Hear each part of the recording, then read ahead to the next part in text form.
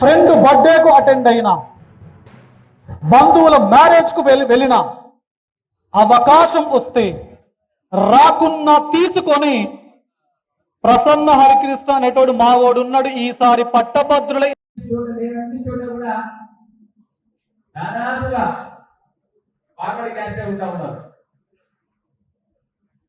సమాజంలో ఉన్నటువంటి జనాభాలో 50% పైగా ఉన్నటువంటి బీసీల చక్క సభలో స్థానం ఎంత, సమాజంలో ఎంత పర్సెంటేజ్ ఉన్నటువంటి వాళ్ళు పొందుతున్నటువంటి పదవులు ఎంత చూసుకుంటే చాలా తేడా ఉన్నది. దీనన్నిటికీ కూడా వందల సంవత్సరాల నుంచి ఆర్థిక, సామాజిక, రాజకీయ కారణాలు కావచ్చు.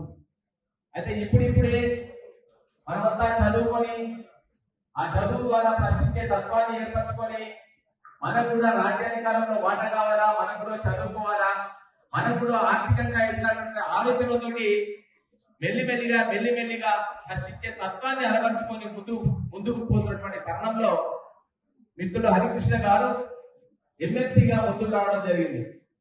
నేను కూడా నా దగ్గర మిత్రుల దగ్గర ఎమ్మెల్సీ అంటే 4 జిల్లాలకు సంబంధించిన ఎన్నికైంది.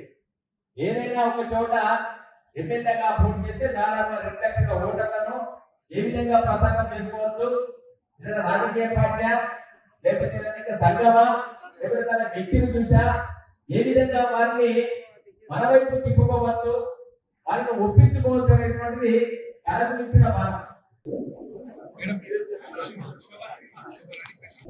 ఈరోజు పెద్దపల్లి పట్టణంలో ఉన్నటువంటి ఆర్ఆర్ గార్డెన్స్ లో పెద్దపల్లి జిల్లాకు సంబంధించిన ఆత్మీయ సమ్మేళనం జరిగింది. పట్టభద్రుల ఎమ్మెల్సీ ఎన్నికలు మనకు మార్చి 2020 జరగబోతున్నాయి కాబట్టి సో ఈ ఉమ్మడి 4 జిల్లాలు, కొత్త 13 జిల్లాలు, 42 నియోజకవర్గాలను ప్రతిదాన్ని తిరిగే సందర్భంలో భాగంగా, ప్రచారంలో భాగంగా ఈరోజు పెద్దపల్లికి రావడం జరిగింది. ఇక్కడ ఆత్మీయ సమ్మేళనానికి చాలా భారీ స్థాయిలో more than 1000 మెంబర్స్ అటెండ్ కావడం జరిగింది. అండ్ ఇప్పుడు ఎన్రోల్మెంట్ 2వ దఫా కూడా ఉన్నది కాబట్టి నవంబర్ 23 నుంచి డిసెంబర్ 9 వరకు. కాబట్టి ఎవరైతే ఇంకా గతం లోపల ఎన్రోల్మెంట్ చేసుకోవడం జరిగిందో వాళ్ళందరూ కూడా మళ్ళీ ఎన్రోల్మెంట్ చేసుకోవాలని చెప్పేసి అభ్యర్థించడం జరిగింది. అదేవిధంగా ఆల్రెడీ చేసుకున్న వాళ్ళు తప్పనిసరిగా ఈసారి మార్పు, ఒక విద్యావంతుని శాసన మండలికి పంపిస్తే ఎలాంటి మార్పు వస్తుందో మనమందరం కలిసి చూపిద్దాం అనేటువంటి ఒక సదుద్దేశంతో వాళ్ళందరితోనే నా యొక్క ఆలోచనలు పంచుకోవడం జరిగింది. సో మరి ఈ శాసన మండలి వ్యవస్థ ఏదైతే ఉందో దాని యొక్క స్ఫూర్తిని కంపల్సరీగా కాపాడాలి, దాని స్ఫూర్తిని మనమందరం కలిసి ప్రొటెక్ట్ చేయాలి, సస్టైన్ చేయాలి, దాన్ని ముందుకు తీసుకెళ్ళాలి అనేటువంటి బృహత్తరమైనటువంటి లక్ష్యంతో సో ఇక్కడ అందరూ చాలా మంది అటెండ్ అయినటువంటి వాళ్ళందరూ కూడా ఉద్యోగులు అండ్ ఇక్కడ లైబ్రరీలో కూడా చదువుకున్నటువంటి నిరుద్యోగులు.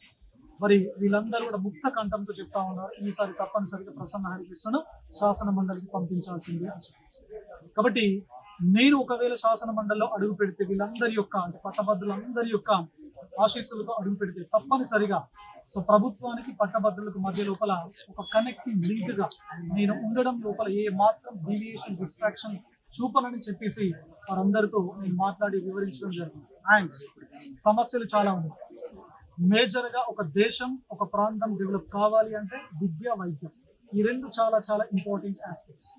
మరి నేను విద్యా వ్యవస్థకు సంబంధించిన వ్యక్తిని కాబట్టి విద్యా వ్యవస్థ యొక్క బలోపేతానికి, ఒక నాణ్యమైనటువంటి గుణాత్మకమైనటువంటి విద్య కోసం తెలంగాణ రాష్ట్రం లోపల నా కృషి తప్పనిసరిగా ఉంటది అని చెప్పేసి అందరికీ చెప్పడం జరిగింది. అదేవిధంగా మరి ఈ విద్యా వ్యవస్థ లోపల different dimensions, government school system ఉంది, ప్రైవేట్ స్కూల్స్ ఉన్నాయి, ఏజీబీవీస్ ఉన్నాయి, మోడల్ స్కూల్స్ ఉన్నాయి, గురుకులాస్ ఉన్నాయి. ఇలా డిఫరెంట్ డైమెన్షన్స్ లోపల ఉండడం వల్ల అండ్ డిఫరెంట్ డైమెన్షన్స్ ఉండడమే కాదు, ఒక్కొక్క డైమెన్షన్ లో ఒక్కొక్క వ్యవస్థకు సంబంధించిన సమస్యలు కూడా ఒక్కొక్క రకంగా ఉంటాయి. కాబట్టి ఈ సమస్యలన్నింటినీ కూడా మనం ఒక కన్స్ట్రక్టివ్ ఓరియంటేషన్ లోపల, భవిష్యత్తు లోపల వాటిపైన చర్చ పెట్టాల్సిన అవసరం ఎంతైనా ఉంది. సో దానిపైన ఒక పాజిటివ్ అవుట్కమ్, అంటే విద్యా వ్యవస్థ, ఎడ్యుకేషన్ ఈజ్ ఎడ్యుకేషన్, అది ప్రైవేటా, గవర్నమెంటా, కేజీబీగా లేదా గురుకులా, ఏదైనా పక్కన పెట్టినట్లయితే ఎడ్యుకేషన్ ఈజ్ ఎడ్యుకేషన్. అది తప్పనిసరిగా తెలంగాణ రాష్ట్రంలో ఉన్నటువంటి ప్రతి బిడ్డకు అందాలి అన్నదే నా యొక్క అంతిమమైనటువంటి లక్ష్యం. సో దానికోసం మీ అందరూ అవకాశం నాకు ఇచ్చినట్లయితే సో ఎక్కడ కూడా నా డ్యూటీస్ డిశ్చార్జ్ చేయడం లోపల నేను కాంప్రమైజ్ కాను అని చెప్పేసి మీడియా ద్వారా పట్టభద్రులందరి గురించి చెప్పదలుచుకున్నాను.